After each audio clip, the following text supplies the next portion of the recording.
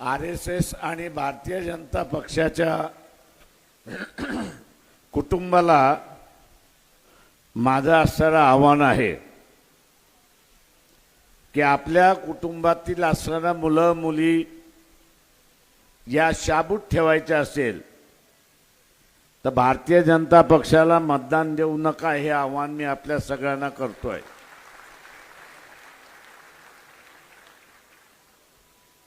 का बदलापूरमध्ये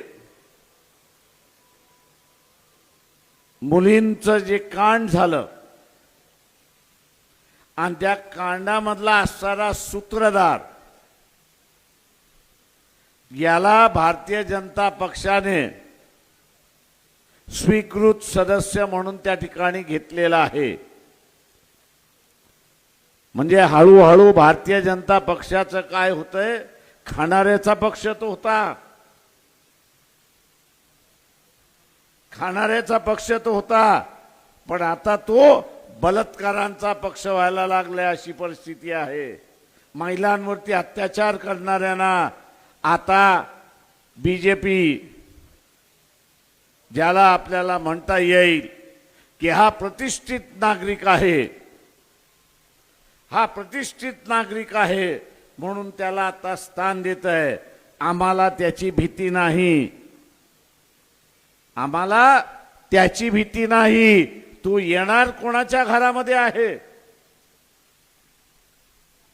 त्याची ओळख कोणाची आहे,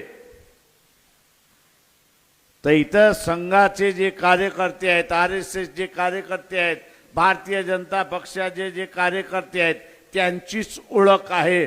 त्यांच्याच घरामध्ये तो जाणार आणि त्याच्याच कुटुंबातल्या लोकांवरती डोळा ठेवून तो राहणार। हे जे नवीन भारतीय जनता पक्षाचं असणारं कॅरेक्टर उभं राहायला लागलंय, नवीन जे कॅरेक्टर उभं राहायला लागलंय, या कॅरेक्टरला आम्ही बदलू शकत नाही। या कॅरेक्टरला बदलायचं असेल तर RSS आणि भारतीय जनता पक्षाला मतदान करणारा हाच ते कॅरेक्टर बदलू शकतो, हे लक्षात घ्या।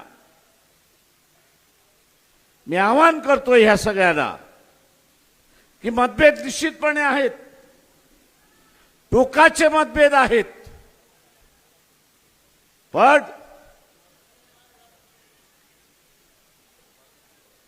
पण कुठेही मतभेद असल्यामुळे, टोकाचे मतभेद असल्यामुळे या ठिकाणी व्यभिचारचा मार्ग अवलंबलेला नाही। पण व्यभिचाराचा मार्ग कोण अवलंबतंय तर RSS आणि बीजेपीच्या अंतर्गतच हा व्यभिचाराचा मार्ग त्या ठिकाणी अवलंबला जातोय आणि तो थांबवणं हा आमच्या हातात नाही, हे तुमच्या हातात आहे, हे लक्षात घ्या। हे थांबवणं तुमच्या हातात आहे आणि हे थांबवायचं असेल, हे थांबवायचं असेल तर या महानगरपालिकेच्या निवडणुकीमध्ये RSS आणि भारतीय जनता पक्षानं ज्याला वाटतं की आपलं कुटुंब सुरक्षित राहिलं पाहिजे, आपलं कुटुंब सुरक्षित राहिलं पाहिजे असं जे RSS आणि बीजेपी वाल्यांना वाटतंय, मी आवाहन करतोय की यावेळेस आपल्या पक्षाला मतदान देऊ नका, इतर कोणालाही मतदान आपण द्या, हे आव्हान मी आपल्या सगळ्यांना केलंय। हे जर आपण केलं तर नेतृत्वाला असणारा सिग्नल पाठवताय,